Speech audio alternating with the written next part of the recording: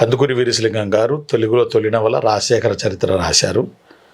ఇది ఆలివర్ అంటే కొన్ని ఆంగ్ల నవలల నమూనాలు తీసుకున్నారు. ఇది ఆలివర్ గోల్డ్ స్మిత్, నోట్ చేసుకోండి, Venkatesa Sai Mastanvali. Oliver Goldsmith రాసిన vicar of the Wakefield. Oliver Goldsmith రాసిన vicar of the Wakefield అనే నవల ఆధారంగా కందుకూరి వీరేశలింగం గారు రాజశేఖర చరిత్రను రాశారు. రాజశేఖర చరిత్ర ఆనాటి సామాజిక వ్యవస్థకు ప్రజల్ని ఇబ్బంది పెడుతున్న ఆచారాలు సంప్రదాయాలకు వ్యతిరేకంగా ఈయన ఈ నవల రాయడం జరిగింది, రాజశేఖర చరిత్ర. ఆ తర్వాత ఇంకొకటి సత్యరాజు పూర్వదేశ యాత్రలు అని ఒక నవల రాశారు. సత్యరాజు పూర్వదేశ యాత్రలు ఒకసారి నోట్ చేసుకోండి. సత్యరాజు పూర్వదేశ యాత్రలు.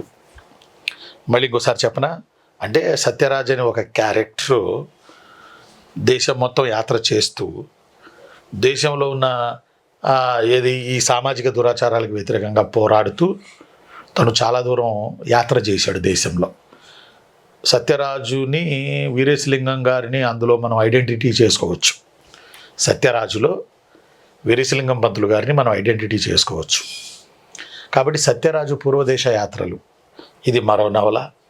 ఇది జొనాథన్ స్విఫ్ట్ రాసిన గల్లివర్ ట్రావెల్స్ అనే నవల నుంచి ప్రేరణ పొంది కందుకూరి వారు సత్యరాజు పూర్వదేశ యాత్రలు రాశారు. ఇది కూడా ఇక్కడ రాస్తాను, ఇక్కడ రాసుకుందాం, నోట్ చేసుకోండి నాన్న. సత్యరాజు పూర్వదేశ యాత్రలు, సత్యరాజు పూర్వదేశ యాత్రలు.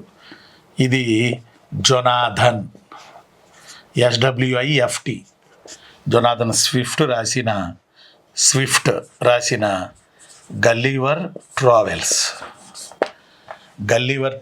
ఈ రెండు అసలు ఈ నవలకి మాతృక ఏంటని అడుగుతాడబ్బా, ఈ నవలకి మాతృక ఏంటని అడుగుతాడు.